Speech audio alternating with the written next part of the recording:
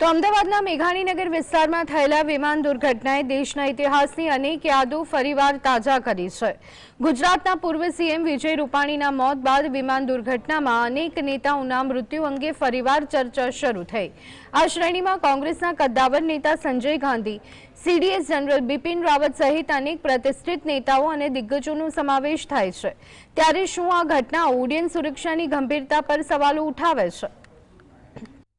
વિમાન દુર્ઘટનાનો કાળો પડછાયો। બળવંતરાય મહેતાથી બિપિન રાવત સુધી અનેક દિગ્ગજોના કરુણ અંત। ગુજરાતના પૂર્વ મુખ્યમંત્રી બળવંતરાય મહેતા અને તાજેતરમાં પૂર્વ મુખ્યમંત્રી વિજય રૂપાણીના વિમાન દુર્ઘટનામાં મૃત્યુ બાદ દેશ ચિંતાતુર છે। પરંતુ આ સિવાય પણ દેશના રાજકીય ઇતિહાસના પાનામાં નોંધાયેલા અનેક આવા કરુણ બનાવોની યાદો છે, જે તમને વિમાનની સવારી કરતા પહેલા વિચારવા મજબૂર કરશે।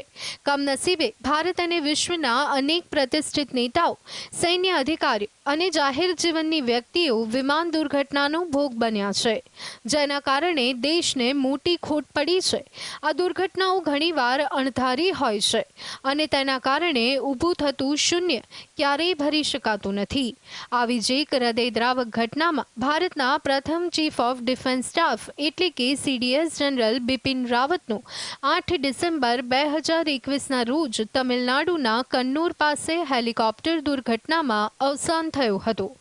ભારતીય વાયુસેનાનું MI-17V5 હેલિકોપ્ટર વેલિંગ્ટન જઈ રહ્યું હતું, ત્યારે ખરાબ હવામાન અને વાદળોના કારણે તે ક્રેશ થયું હતું।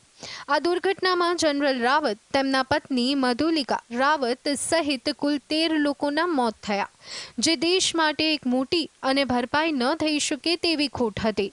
આ ઘટનાએ ભારતીય સંરક્ષણ ક્ષેત્રને હચમચાવી દીધું હતું।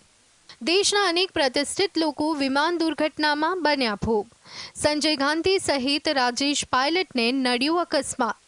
અન્ય રાજકીય દિગ્ગજોની વાત કરીએ તો પૂર્વ વડાપ્રધાન ઇન્દિરા ગાંધીના પુત્ર અને કોંગ્રેસના યુવા નેતા સંજય ગાંધીનું 23 જૂન 1980ના રોજ નવી દિલ્હીમાં પ્લેન ક્રેશમાં અવસાન થયું। તેઓ તેમના પ્લેન પિટ્સ S2Aમાં કરતબ કરી રહ્યા હતા, ત્યારે વિમાન નિયંત્રણ બહાર જઈ અને ક્રેશ થયું હતું, જેના કારણે તેમનું દુઃખદ નિધન થયું। આ ઘટનાએ ભારતીય રાજકારણમાં એક યુગનો અંત આણ્યો હતો। આ ઉપરાંત કોંગ્રેસના લોકપ્રિય નેતા અને પૂર્વ કેન્દ્રીય મંત્રી રાજેશ પાયલટનું પણ 11 જૂન 2000ના રોજ રાજસ્થાનના જયપુર નજીક વિમાન દુર્ઘટનામાં અવસાન થયું। તેઓ એક નાના પ્રાઇવેટ વિમાનમાં જયપુરથી ભાંડવા જઈ રહ્યા હતા, ત્યારે વિમાન ક્રેશ થયું હતું। લોકો માટે ટેકનોલોજી બની મુસીબત, વિમાનની યાત્રા પર ઉઠ્યા સવાલ। લોકો માટે વિમાન યાત્રા સુરક્ષિત કે અસુરક્ષિત?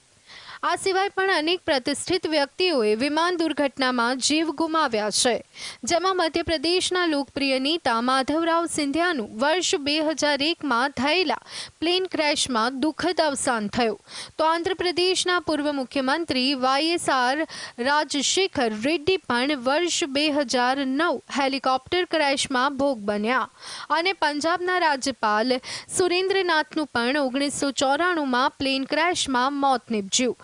આ તમામ દુર્ઘટનાઓ માનવીય ભૂલ, ટેકનિકલ ખામી અને ખરાબ હવામાન જેવા વિવિધ કારણોસર બની, જે દર્શાવે છે કે ઉડ્ડયન ક્ષેત્રે સલામતીનું પાલન કેટલું આવશ્યક છે, છતાં પણ કેટલીવાર અણધારી પરિસ્થિતિ સર્જાઈ શકે છે।